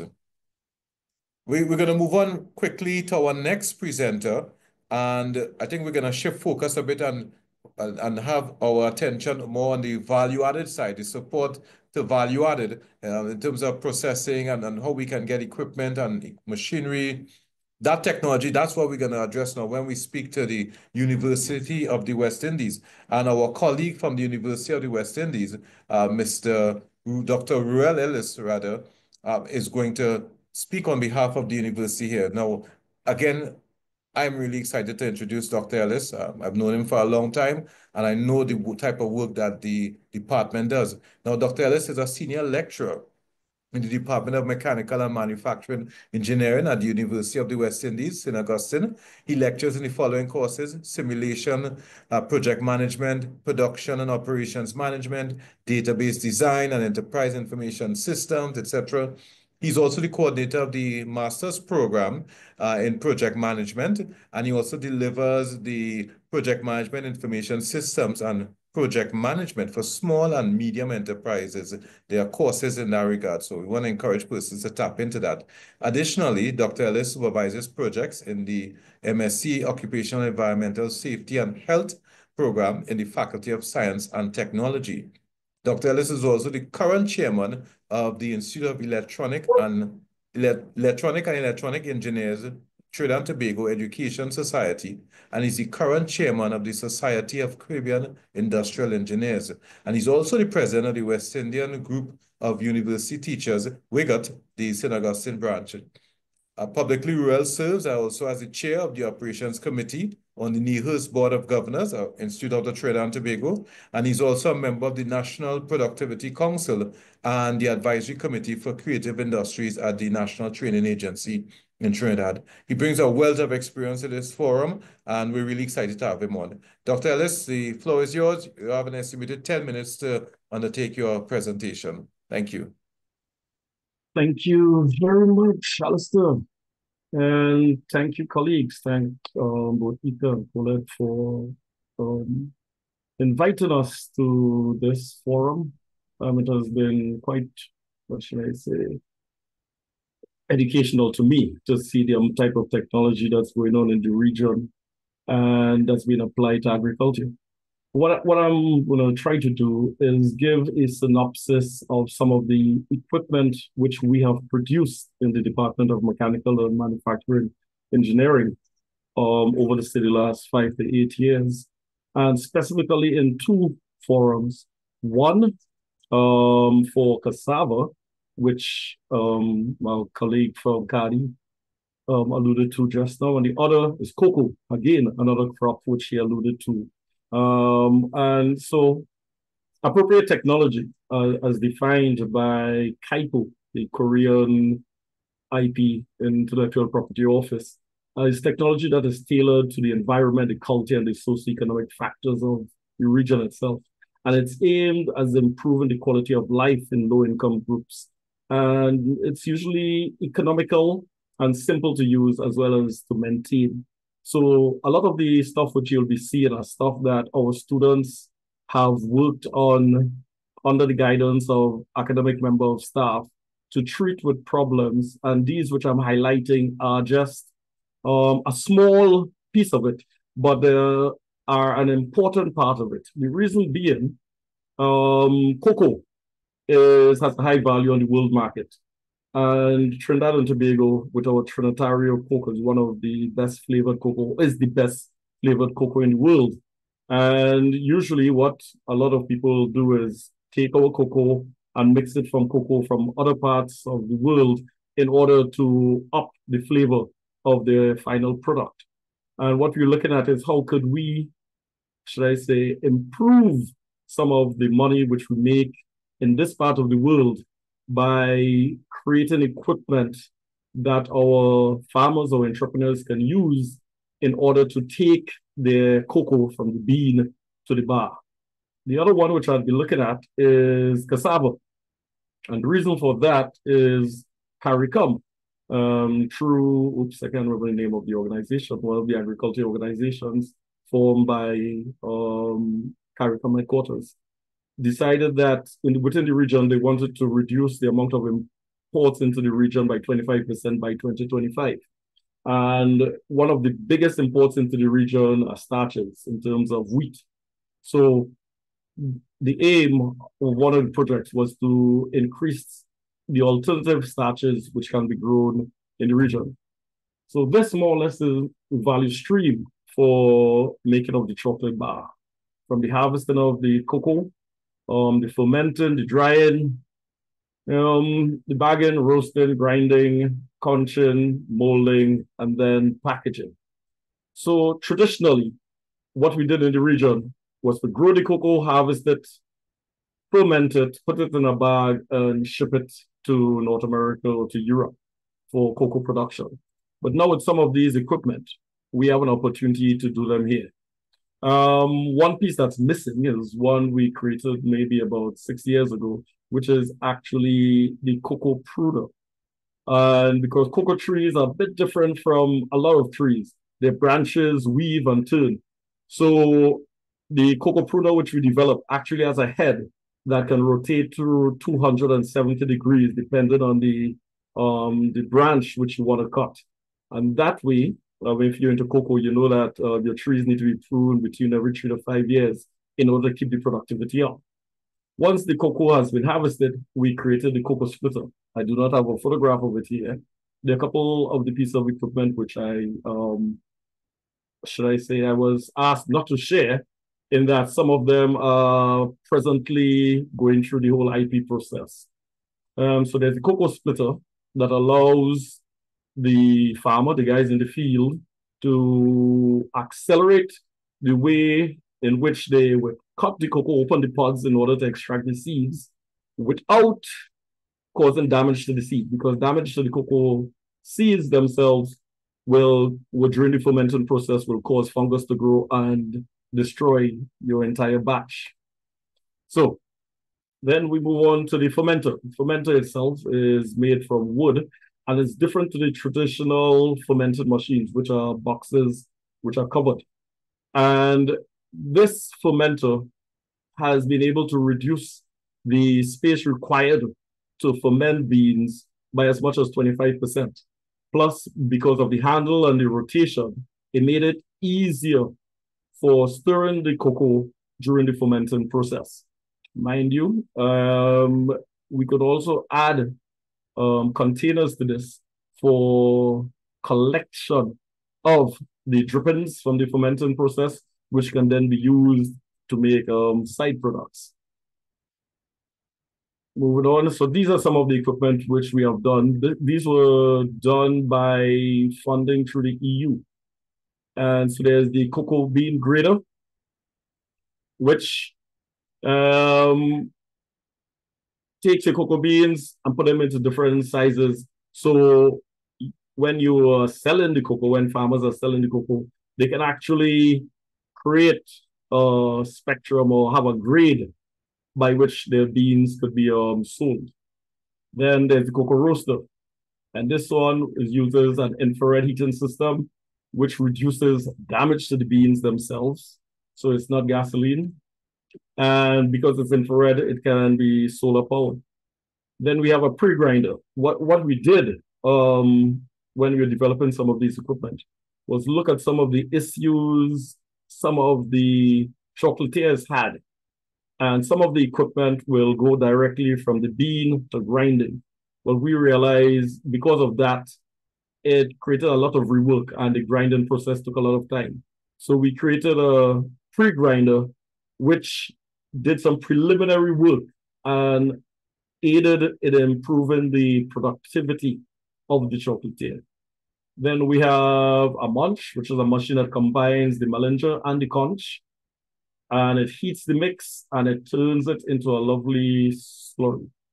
So it makes, eliminates one process and helps to improve, again, productivity.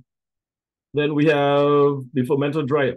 Once the products are out of the cruncher, we need to cool it and create that liquefied chocolate. And then we have a temperer, tempering boxes for cooling and heating liquefied chocolate. And out of that, in order to make it solid, we have a solar chiller, a chiller that's based on solar powered and reduces the temperature, gets you your solid bar. And from that, another piece of equipment which wasn't allowed to show, the cocoa butter press. So once you have the solid butter, the solid chocolate, you can extract the butter from it, which is of high value.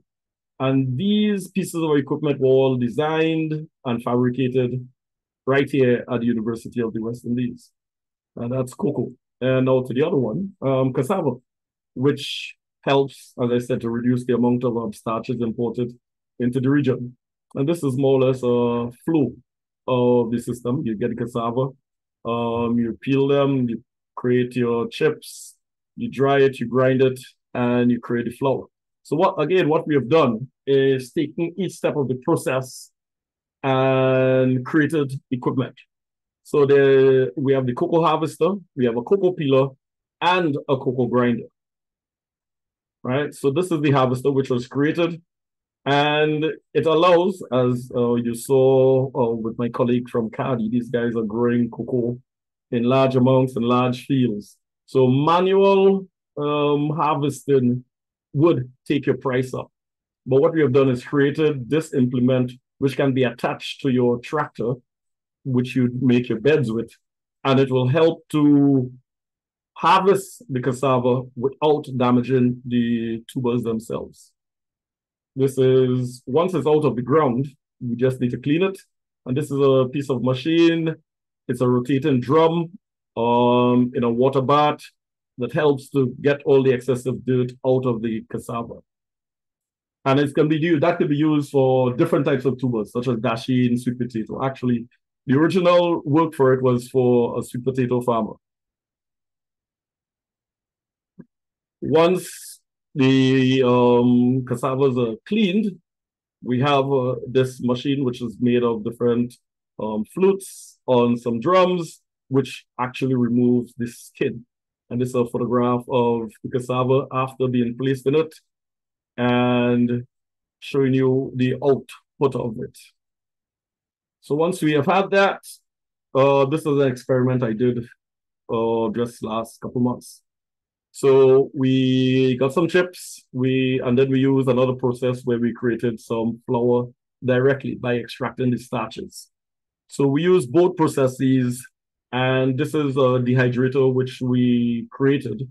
And it's fully solar powered. There's a heating element at the bottom and a fan at the top, and it pulls the air over the content and dries it down to the 13% level that is needed to stabilize the flour itself.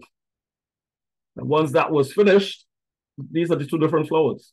The one on the left is the flour made from the chips, and the one on the right is the flour made from the starch itself. I must tell you that the difference in yield is quite significant. If it's from the starch, your yield is between 10 and 15%. If it's from the meal, your yield is about 85%. These are some of the bread which we created. We took our flour samples down to National Flour Mills, or flour company, because they had the equipment for doing the testing, and they did all the tests, they made all the breads, and these are some of the results. And the analysis show for the cassava itself. I mean, at the bottom, there's no gluten because of the high fiber content, which is good for people with health issues. And these are the moisture content, and it's comparable to, and the pH and everything is comparable to wheat flour. And on the other side is the flour made from the analysis of the flour made from the starch, right? And at the bottom, these are the comments in terms of the consistency. It's smooth when boiled because they made dumplings and everything with it, but lumpy when it's set. It's a bit gooey, consistent when boiled, and lumpy when set. And the taste has a vanilla caramel flavors. It's acceptable in both the starch and from the grinder. And you have the vanilla caramel flavors are noticeable from the starch, and the flavors are overpowered when from the starch sample. So that, I believe, is the end of my presentation as to what we have done and what we are capable of doing. I must say what we do is farmers or entrepreneurs, anybody who has issues with developing equipment, specific equipment for anything that they're trying to achieve. If you contact us, we'll put a team together and we can look at addressing your problem. So that's it for me. Back to you, Allister. Dr. Ellis, we're really appreciative of that presentation. I have to confess, you blew me away. And I think this is what we need. We are really excited to hear about the experiences by the entrepreneurs.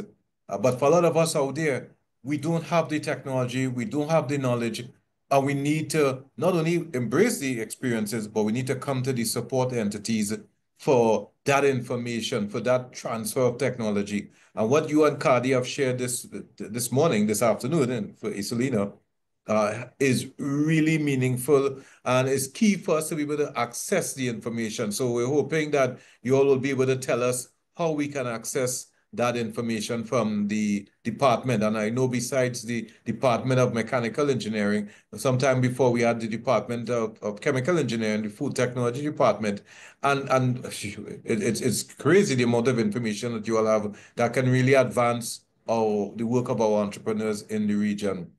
With that said, we have about 15 more minutes, so I want to get straight into a question and answer session. And there have been some meaningful questions that were posed. Unfortunately, one of our presenters, Jill Donk, had to leave, but she has committed to answering our questions later this afternoon, and we can then forward it to the various participants here today. But I want to start off with the general question. Persons have asked that we address these issues. They are faced with attacks on cornfields by caterpillars and the appearance of snails on peanut leaves, which is generally having a deleterious effect on their yields. And the agricultural technical services don't seem to have an adequate response.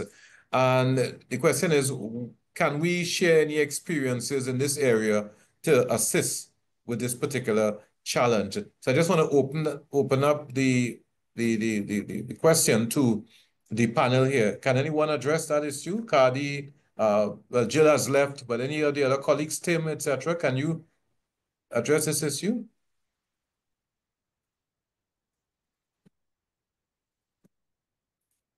Yeah, sorry, that's outside of my realm of experience to this point. Okay. Tim here. Thank you for that, Tim. Anything from CARDI or the university? Any of the other colleagues?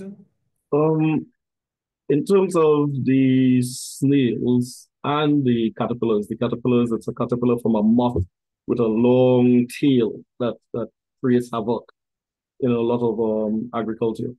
I mean, I have a colleague who is currently working on 2 solutions for those. And he is working with Allister, he's working with Diane at present to do some testing to further it before we bring it to the public. Okay, so can we contact you at a later date or subsequently to get more information on this? Yes, he can. Okay, great. And we have Dr. Ellis's contact information. So please feel free to engage him to get more information on that. I will pass to Fayaz if CARDI has any sort of solutions or guidance in this regard. Fayaz? Yeah. Thanks, Allister. So if you could probably share the person's email and we could probably get a little bit more specific on the caterpillars itself. We'll be able to give some more specific advice. And also, is it the giant African snail you're speaking of, or it's another snail? In which country is this? So, yeah, so I think it's better we get the information and we could then advise. But generally, I mean, there would be the traditional bacillus type products, organic products that need to be used before the actual caterpillars enter the field and sprayed preventatively, and that could help. Right, Bacillus thuringiensis is the active ingredient. So Fayaz will be guided by you. We'll sort that information and pass it on to you so that you can respond directly or collectively. We'll receive the information as well. Thank you for that. I'll move on. There were a few questions posed to Jill, but as I said, she left. Just for the audience, we would want to have a better appreciation of the brand of drone and model that is being used and the source of the solar traps.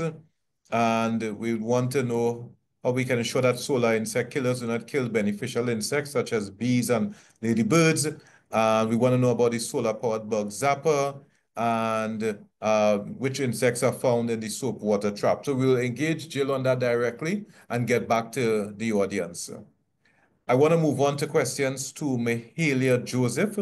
And we heard a lot from Mahalia with respect to the EcoBat and the innovative practices being undertaken.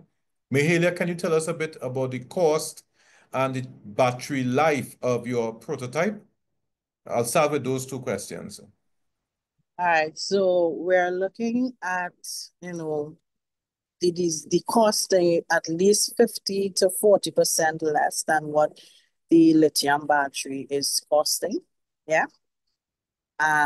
We haven't really, captured the final pricing as yet, but we know we're targeting, because of the materials that we're using, it's at least between 50 to 40% cheaper than the lithium batteries.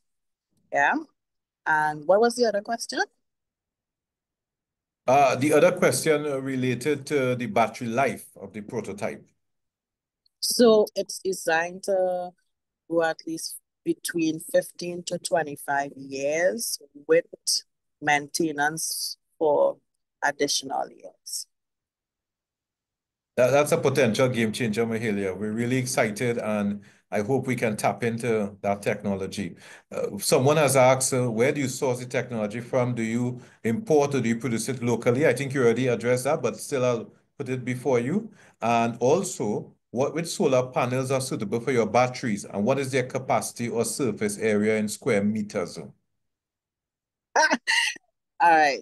So with the square meters, I will need to pull my files for that, but the different is what I could say is the different designs of, let's say for instance, a microwave, right? A microwave is designed to produce enough energy to run your light systems for at least 3 to 4 days. Yeah. Another size would be a washing machine that would allow you to run some home appliances for at least 10 days. Looking at least 10 kilowatts of energy production, yeah, per day. So it gives you enough, sufficient use to run your facilities during the day. I'm sorry, I can't give you the exact output. Yeah. We are sourcing the raw materials from the dump. Yeah. Where I live at, my place is located at Valencia, which is very close to one of the dump sites in Trinidad. And I work with the guys there to source the raw material. Some of our technology is being imported, but we're looking at building it locally to facilitate the design. Mahalia, to wrap up, what are the surface areas of the panels and how many batteries need to be connected to these panels? All right, so because we are working with basically heat,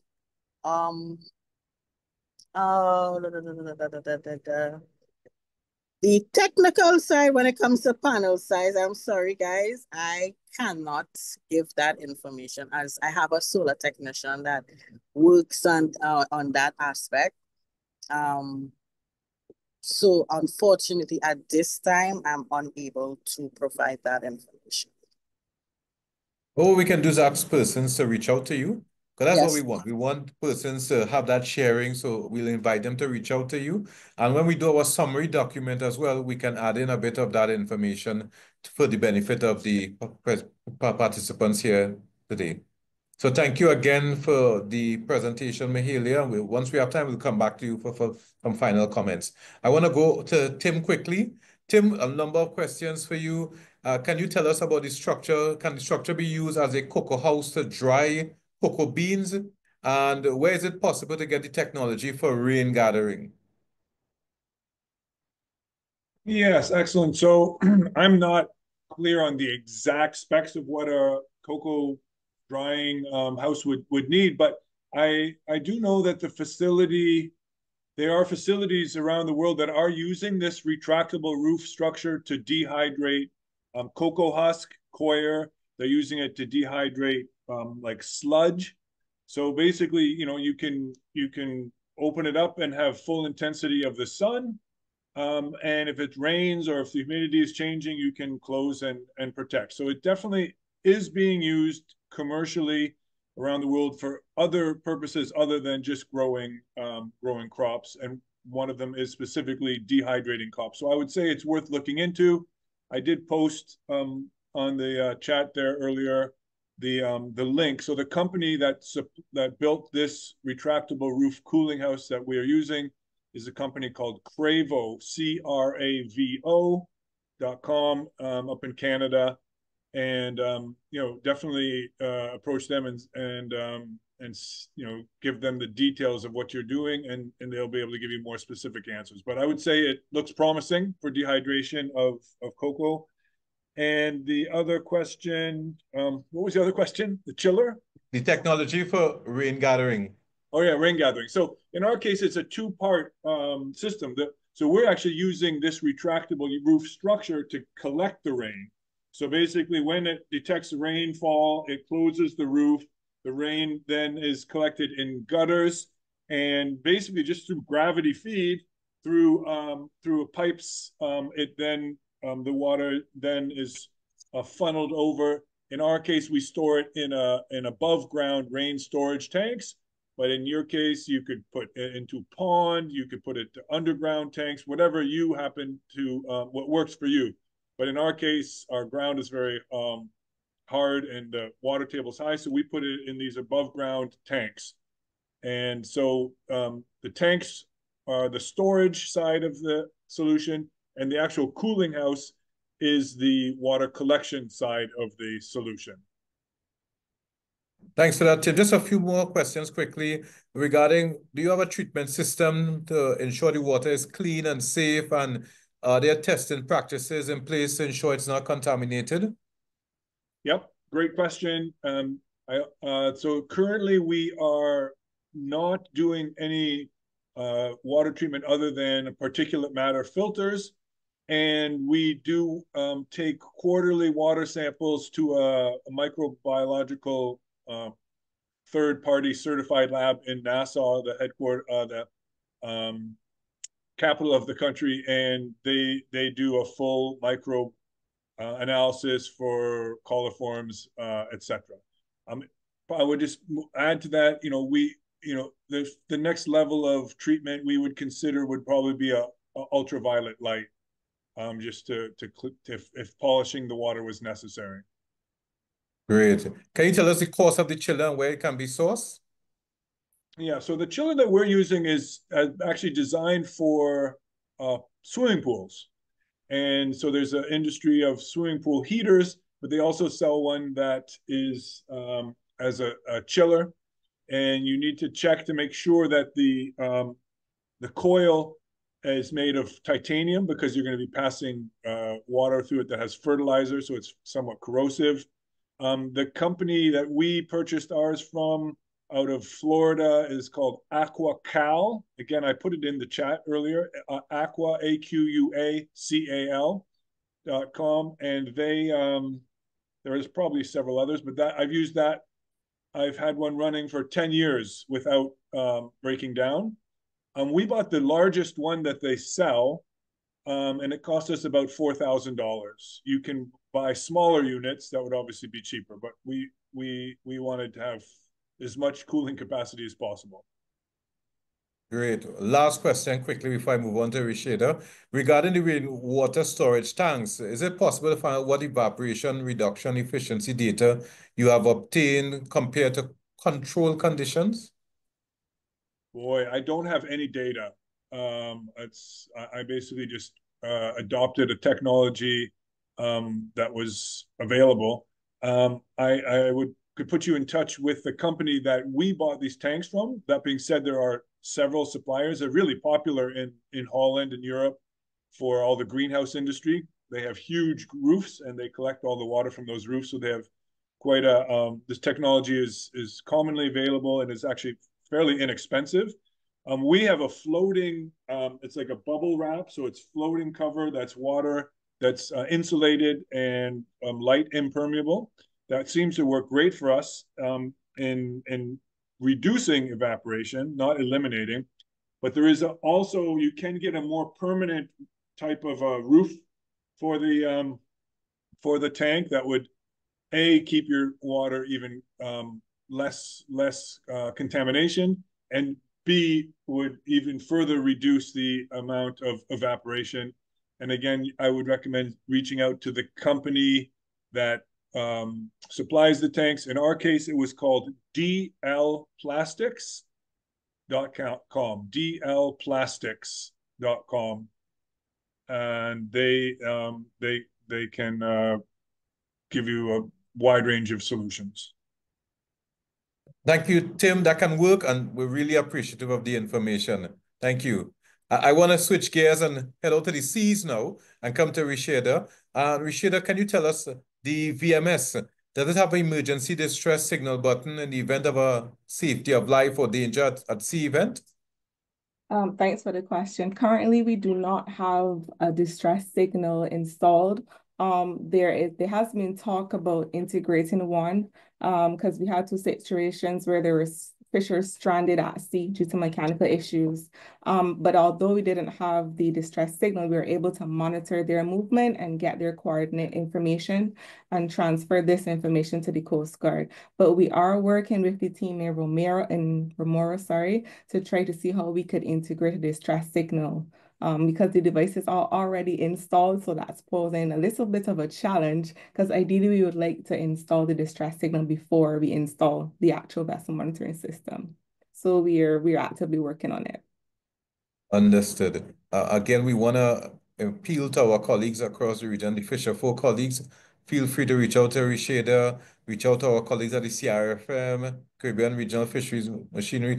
Reach out to these stakeholders. They can provide a lot of information to assist you in your fisheries operations. Thank you, Richéda. Going to our support agencies now, Fayaz. Again, as I asked, where can we find this information and how can persons access the bird wheeler for use on the cocoa farm? And do you have any items to deter squirrels from the cocoa beans? Okay, thanks, Mr. Glean. The company that supplies it, I will type it into the chat shortly. It's a company called Phoenix, out of I believe somewhere in Canada. Very helpful and useful. They were able to work with the local conditions we were experiencing here and try to adjust the solution accordingly. It costs roughly about 5,000 US, and that one machine could work, depending on the slope of your land, between 10 acres, it will deter up to 25 acres. On the slopes, because if it's placed on the top of the slopes, the song would travel a further distance. So it gives a little advantage if your cultivation is in sloping areas. But flat areas, approximately 10 acres, it will provide protection against the parrots. And the second question was what? Also, just remind me. Squirrels. Anything to deter squirrels Well, from cocoa beans? We haven't validated any technologies as yet. There were repellents and so on we tried in the past, but not effective. Yeah. Okay. So we'll have to look around, maybe talk to the other colleagues at IICA and our crop protection team here at CARDI and see if we could make some suggestions. Where can we get the information on all what you do, Fayaz? And I'm going to come to Ruel with that as well. But how can we get on to you all? How do we get all this information? We normally have a minister's brief, and also in our annual reports, which on our website, which have been, which is in the process of currently being updated. I think maybe by July, a number of our annual reports will be online on our website. Can you type in your website address in the chat? Yeah. At this time, it won't be there. So I'll put my email address if anyone wants specific information. Great. And I suppose persons can contact local CARDI offices. Yeah, that's right. Yeah. So also a lot of our research, which I don't think I mentioned, we do it on the farms, and we work with the extension divisions to try to transfer the information as well. All right. Yes, thank you very much for that. I'll leave with you by saying, let's do some work for the monkeys, the 30 monkeys. Switching to Ruel. Ruel, again, how can we source the information? And two quick questions. Other than that, can you share the supplier for the Boto bucket system? And how do you obtain certain manufacturing, grinding, or milling machines? How can persons obtain those machines? Okay, so for one, the Boto bucket, it was not me. I believe, I can't remember who used that. However, contact us. I just put the link for the Engineering Institute, which is more or less the front-facing part of the Faculty of Engineering, where if the public needs to approach us for developing projects or with problems they want to have solved, they can contact the Engineering Institute. Also, if you go to the faculty's website, you can get directly to the Department of Mechanical and Manufacturing Engineering. But most times through the Engineering Institute, and if there are any legal work to do, they're the ones who negotiate on behalf of the university and get all the contractual work done before we, the academics, get involved. In terms of any pieces of equipment that you wish to have done or have, currently, these pieces of equipment are all prototypes and the development is continuing. What could happen right now, I've spoken to my colleague who heads that program. We are looking for people who are in the business, entrepreneurs, who would like to utilize the equipment so that we can continue to iron out some of the kinks which they may currently have before we take them to market. So if you contact us and you're interested in partnering on the further development, that may be one way of getting to use some of the stuff. Don't know if that answers your question. I think it does. And again, we thank you for sharing the information, and I'm confident persons are going to be bombarding you shortly. Any of the presenters, can you speak to the Boto bucket issue since it wasn't Ruel? Yeah, I just posted in the chat where we purchased our Boto buckets from. There's probably other suppliers, but we bought it from a company in the States called cropking.com. And they can scale it. They can send you supply a small system of 10 Boto buckets, or in our case, we're in the thousands of Boto buckets. I worked with them intentionally, having previously worked with a very high-tech greenhouse that got all the technology out of Europe, which adds all sorts of logistical challenges. I intentionally worked with this company out of the States, which for at least here in the Bahamas, it's easier to access, and it's what I would consider more of a mid-tech kind of approach. So I put that in the chat group, cropking.com. Thank you very much for that, Tim. The discussion is really rich. Well, it's time for us to wrap up. I want to say this has been really exciting and fabulous.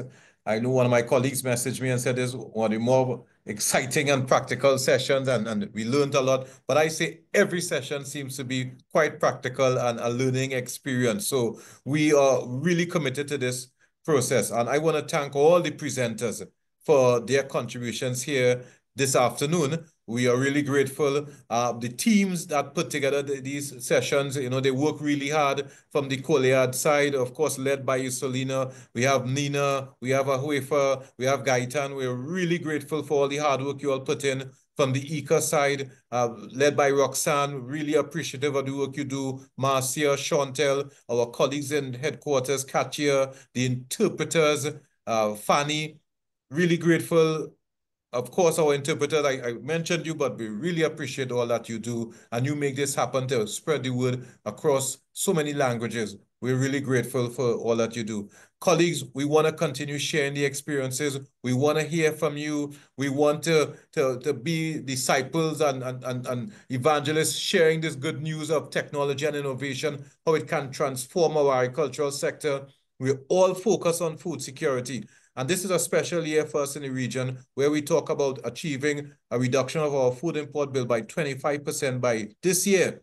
But we are looking at going beyond. We're looking at 2030, how we can continue this thrust. And we need entrepreneurs. It is not governments that trade. It's not governments that produce, but it's the entrepreneurs, you, the small, medium-sized, and large players that drive our economies. And of course, we need our support agencies, the COLEAD, the IICAs, the FAOs, the CARDIs, the university.